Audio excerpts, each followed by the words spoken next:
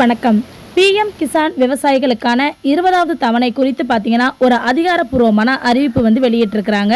அது மட்டும் இல்லாமல் விவசாயிகளுக்காக வழங்கக்கூடிய இந்த திட்டத்தில் பார்த்தீங்கன்னா விவசாயிகளுக்கான ஐடி கண்டிப்பாக இருக்கணும் அப்படிங்கிற மாதிரி சொல்லியிருக்காங்க.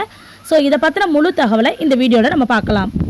இன்னுமே இந்த பிஎம் கிசான் சம்மன் நிதி யோஜனாவில் நீங்கள் பயன்பெறதுக்காக விவசாய ஐடியை நீங்கள் இன்னும் உருவாக்கலை அப்படின்னா விவசாயிகளுக்கு ஒரு அதிர்ச்சி காத்திருக்கு அப்படின்னு தான் சொல்லணும்.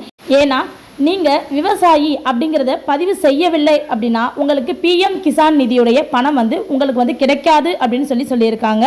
இதற்கான விவசாயி ஐடியை நீங்கள் இ-சேவை மூலயமா பார்த்தீங்கன்னா நீங்கள் பதிவேற்றம் பண்ணிக்கணும். நான் ஆல்ரெடி இந்த சம்மன் நிதி யோஜனாவில் நீங்கள் எப்படி உங்களை பயன்படுத்திக்கிறது அப்படிங்கிறத பற்றி நான் ஒரு வீடியோ கிளியராக போட்டிருக்கேன். நான் டிஸ்கிரிப்ஷனில் லிங்க் கொடுக்குறேன், அங்கே போயிட்டு கூட நீங்கள் செக் பண்ணி பார்த்துக்கலாம்.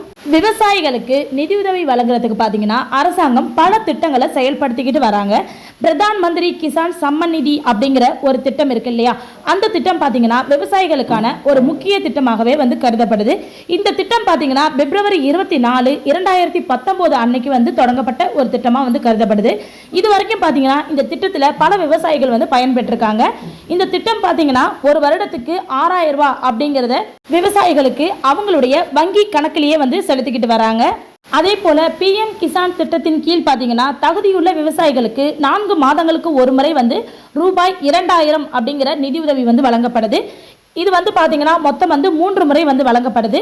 இந்த வழியில் விவசாயிகள் ஆண்டு முழுவதும் பார்த்தீங்கன்னா 3 தவணைகளில் மொத்தம் 6000 ரூபாய் பெற்றுக்கொள்கிறாங்க. இதே போல இந்த ஸ்கீமில் இது வரைக்கும் பார்த்தீங்கன்னா 19 தவணை விவசாயிகளுடைய வங்கி கணக்கில் வரவு வைக்கப்பட்டிருக்கு.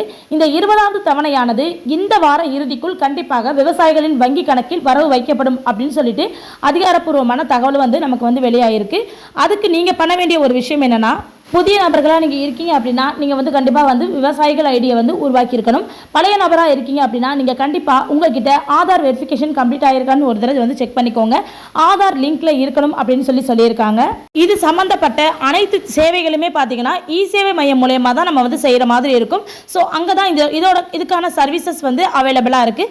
ஸோ நீங்கள் இ-சேவை மையம் மூலயமா தான் உங்களுடைய ஆதாரை இதில் நீங்கள் லிங்க் பண்ணிக்கிற மாதிரி இருக்கும். ஸோ அதனால் எல்லாரும் இந்த 20வது தவணை வரத்துக்கு முன்னாடியே கண்டிப்பாக ஆதார் வெரிஃபிகேஷன் பண்ணி கரெக்டாக வச்சுக்கோங்க.